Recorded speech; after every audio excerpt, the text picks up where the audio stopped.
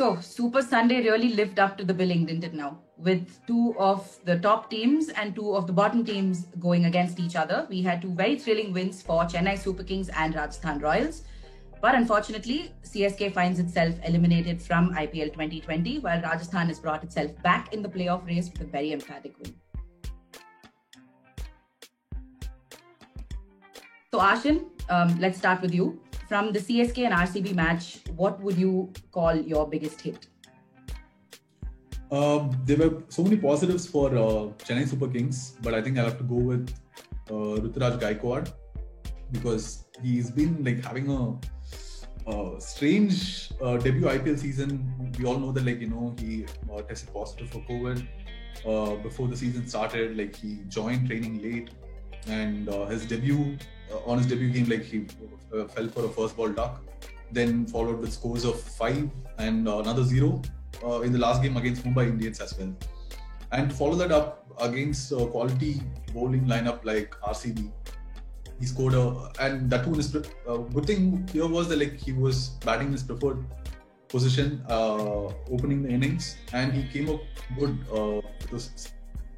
And he never really let the run rate pressure creep up in CSK's innings. And one of the standout moments from his innings was the boundary against Mohammad Siraj in the 10th over. Glorious cover drive which pierced through the mid-off boundary. The fielder had no chance. He hardly looked troubled throughout this innings. So that was one of the pleasing things for him. And maybe this could be a positive for CSK from the season because we all know they are now out of the race.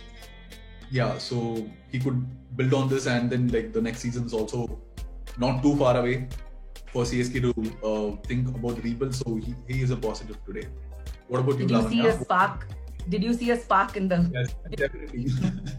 I was seeing a lot of mentions on Twitter how it's with Ruturaj Gaikwad, it's just spark. Yeah. That was a bad sentence. It's going to haunt Dhoni for a very long time. Yeah, people are keen to point that out.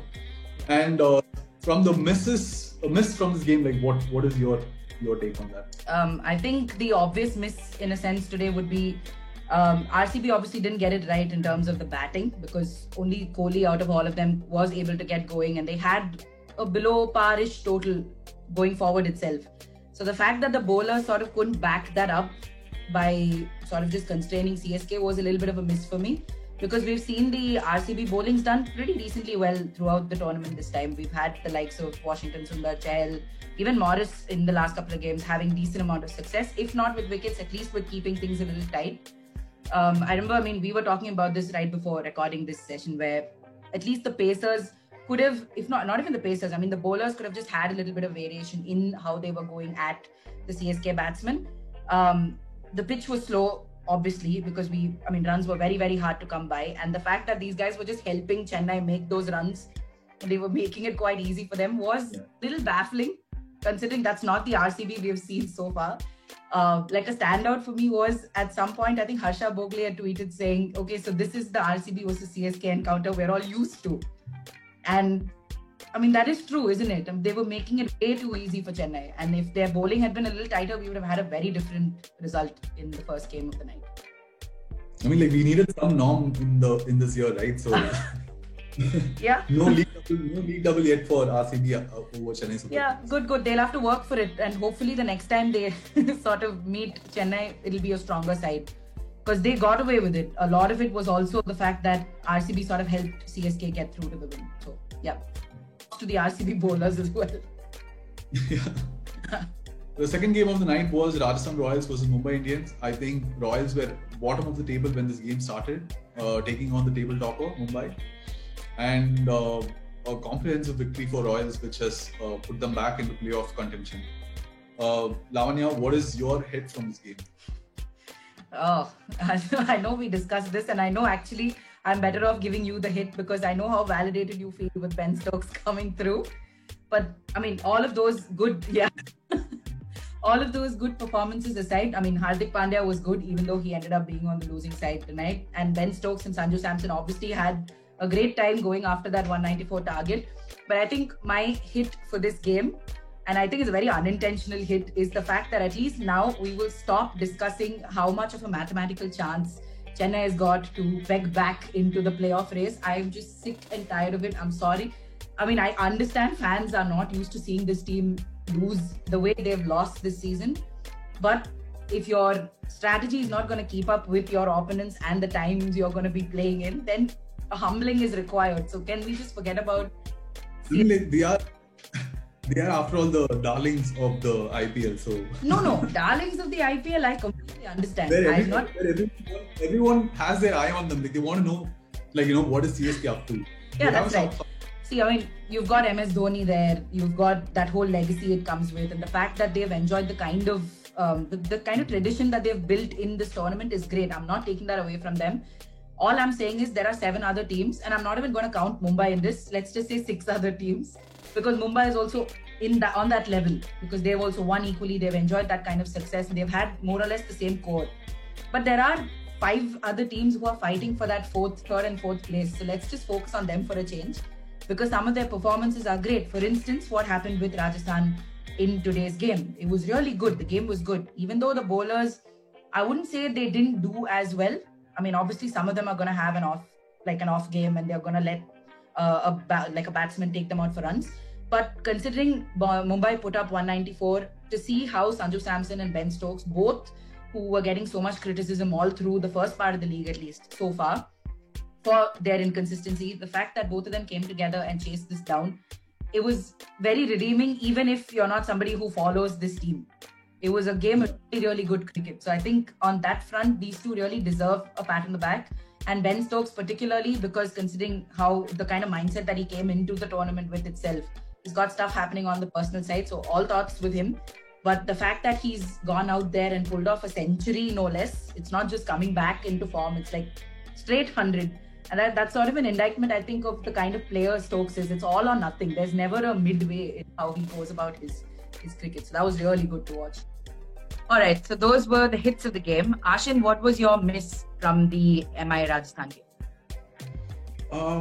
If I have to pick out a miss, I'll have to go with the unfortunate circumstances in which led to Mumbai not able to bowl Bumrah more deliveries at Ben Stokes today. Because if you look at it, Bumrah came on for the 4th over of the innings, and he got to bowl only one ball at Stokes in the first 10-over block. And by the time he came on to bowl against Stokes was on 50.